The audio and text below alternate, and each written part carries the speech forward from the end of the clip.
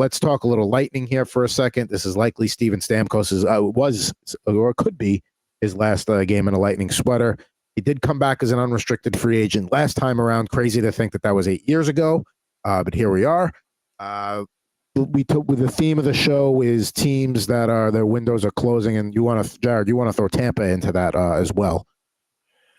Yeah, I don't see the avenue for Tampa to get better. Like, even if you re-sign a Steven Stamkos and you give him that legacy contract like the Penguins did a couple of years ago with Malkin and Letang and those guys. The Lightning got 98 points this year, and that was with Nikita Kucherov going absolutely insane and posting, once in a lifetime Hart caliber type of season. You look at their cap friendly page, they have no draft picks, they have no cap space. I mean, it's Tampa, they never have any cap space. But how are they getting better? How is this team going to get over the hump against a younger team like Florida and Boston and some of the other up and coming teams in the Eastern Conference moving forward? I just don't see it. This was a tough one for Tampa Bay. I still think that they can. They've done it before, and I get that they're getting older. Father Time wins every battle, but they had to play the Florida Panthers in the first round, right? Tough draw. It's a very difficult draw. Absolutely. I mean, Nikita Kucherov was fine, didn't score a goal. It is what it is.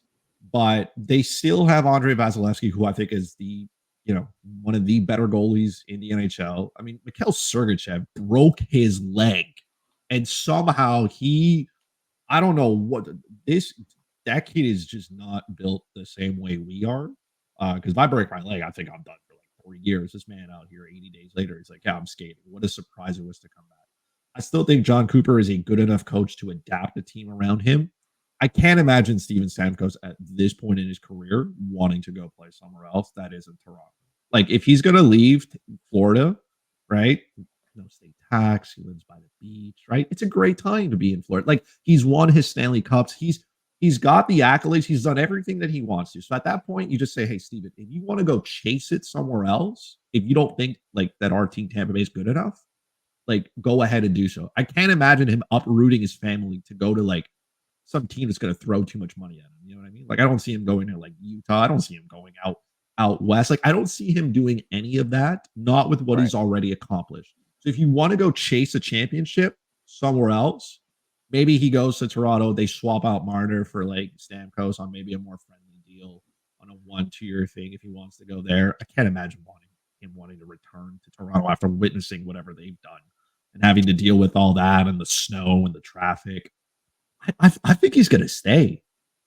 I just think he's going to go to management and say, hey, look, maybe he wasn't happy that he didn't get his long-term deal, but this is a business, right? That's what we all say. Just let's bang out a 2-3 year deal. I don't know, 7-8 mil, and let's try to make a run of this. Maybe he doesn't take the mortgage, the whole thing, and says, hey, spend that money somewhere else. Go out and get a little bit. I don't think Tampa played poorly. It was unfortunate that they had to play Florida the first one. Yeah, the two things I'll add. This isn't the first time that Stamkos is basically on the precipice of UFA. Obviously, his last contract negotiation went right down to the wire as well, and wound up agreeing on that famous hockey Twitter day a couple of years, 8 years ago, when the Taylor Hall trade happened and the PK Subban for Shea Weber trade happened. So that was all that same day, and Stamkos was a part of that. But there've been tricky negotiations in the past. Yeah, maybe he takes a little bit less.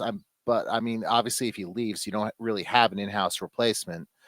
The other thing I wonder with Tampa is just John Cooper's future. And I'm not saying John Cooper should be fired by any stretch of the imagination. He's, he's a Hall of Fame coach. He's got a trajectory of being a Hall of Fame coach, but he does have 1 year left on the contract. You do wonder if someone like him kind of looks at the landscape and kind of sees the writing on the wall and is like, well, how many more chances do we really have with this group? So it's just one of those things where I just wonder if he quote unquote mutually agrees to part ways or something along those lines, because if he were to enter this coaching carousel, he'd be the number one name on a lot of lists.